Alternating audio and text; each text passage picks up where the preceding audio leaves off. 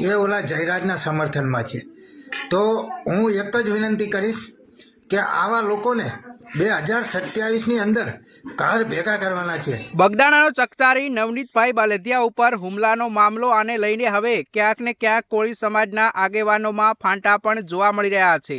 કેમ કે ગઈકાલે ધારાસભ્ય હીરા સોલંકી દ્વારા જે નિવેદન આપવામાં આવ્યું, જેમાં જે લોકોએ આત્મવિલોપનનો પ્રયાસ કર્યો તે કોંગ્રેસ સાથે સંકળાયેલા હોય તે પ્રકારની વાત જે તેમણે કરી હતી, તેના કારણે રાજકારણ ગરમાવાની પણ શરૂઆત થઈ છે।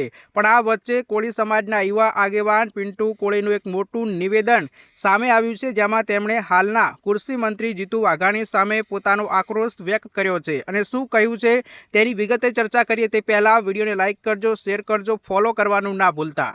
નવનીતભાઈ બાલદિયા નામના કોળી સમાજના યુવક ઉપર હુમલાની ઘટનાએ ગુજરાતભરમાં ઘેરા પડઘા પાડ્યા છે। સોશિયલ મીડિયાથી માંડીને મીડિયા સમાચારોમાં સતત આ ઘટનાને લઈને કોળી સમાજના દ્વારા નિવેદનો કરવામાં આવી રહ્યા છે, રેલીઓ કાઢવામાં આવી રહી છે, વિરોધ પ્રદર્શનો કરવામાં આવી રહ્યા છે।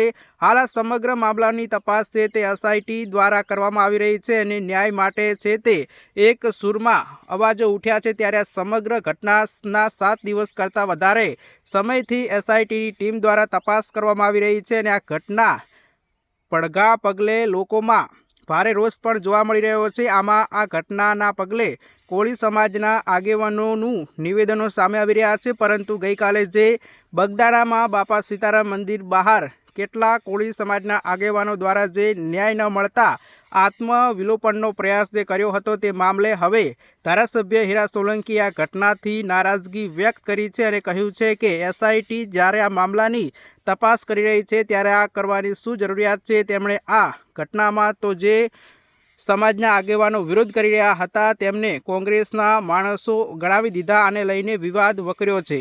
આ વચ્ચે કોળી સમાજના યુવા આગેવાન પિન્ટુ કોળી દ્વારા કૃષિ મંત્રી જીતુ વાઘાણી સામે આક્રોશ વ્યક્ત કરવામાં આવ્યો છે, જેમાં આ ઘટનામાં પિન્ટુ કોળીએ ગંભીર આક્ષેપો કૃષિ મંત્રી સામે કર્યા છે અને ભાવનગર પશ્ચિમ, જેમાં કહેવાય છે કોળી સમાજના બહુમૂલ્ય મત ધરાવતી આ બેઠક છે અને આ બેઠક પરથી હાલ જે મંત્રી છે જીતુ વાઘાણી તેઓ ધારાસભ્ય પણ છે અને તે સીટ પરથી જીતી ગયા છતાં પણ આજે ન્યાય માટે વળખા મારવા પડી રહ્યા છે। તે બાબતે પિન્ટુ કોળીએ આક્રોશ વ્યક્ત કરતા શું કહ્યું છે તે જુઓ।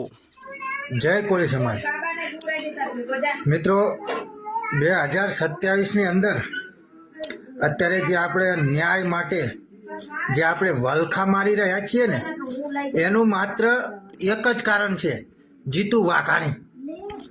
હવે એ ભાઈ કોળી સમાજના મતથી જીતે છે અને કોળી સમાજ જ આજે ન્યાય માટે રોડ રસ્તા ઉપર ઉતરેલો છે અને એમ છતાં એ ઓલા જયરાજના સમર્થનમાં છે।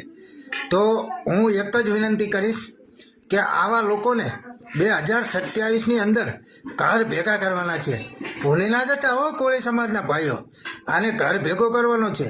આ જીતુ વાઘાણીને 2027ની અંદર ઘર ભેગો કરવાનો છે। મિત્રો, બને એટલો વિડીયો આગળ શેર કરો, દરેક કોળી સમાજના ભાઈ સુધી આ વિડીયો પહોંચવો જોઈએ। જય માન દાતા, જય કોળી સમાજ।